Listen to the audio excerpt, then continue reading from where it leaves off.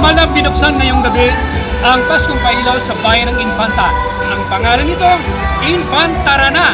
Kaya dito, dinagsa na napakaraming mga kabataan na dumating at dumalong na nakiisa sa naturang pailaw. Infantarana sa Paskong makulay at masaya sa bayan ng Infanta, Quezon. Dinagsa na napakaraming tao ang formal na pagbubukas ng Paskong Pailaw sa bayan ng Infanta, Quezon na pinangunahan ni Mayor L.A. Ruanto ang switch-on lighting ceremony na ginanap mismo sa Municipal Plaza na naging makabuluhan, makulay at masaya.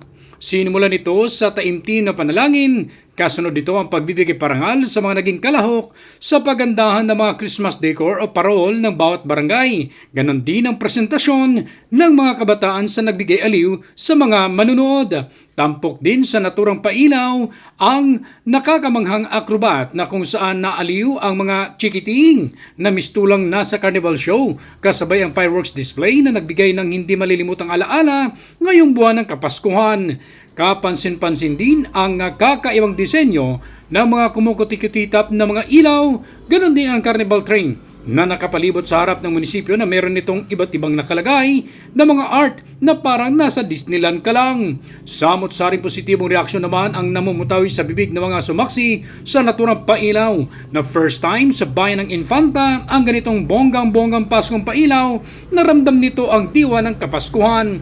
Ipiniliwanag din ni Mayor L.A. Ruanto ang tunay na diwa ng Kapaskuhan, ang pagsilang ng ating Panginoong Hesus na kung saan ay maghari sa ating mga puso ang pagmamahalan, pagpapatawad, pagbibigayan at higit sa lahat ang taimtim na panalangin at pananampalataya sa ating may likha. Dumalo din sa naturang aktibidad si Real Mayor Julian Makasait, ganon din ang mga ahensya ng gobyerno, mga konsyal ng bayan ng Infanta, mga empleyado ng LGU, mga barangay officials, mga sektor ng lipunan at mga residenteng excited masilayan ang Paskong Pailaw 2025. Hindi ka rin magugutom dahil meron ding maraming kainan. Ronda balita mula sa lalawigan ng Quezon, ako si J.R. Narit, naghahatid ng mahalagang impormasyon at balitang totoo.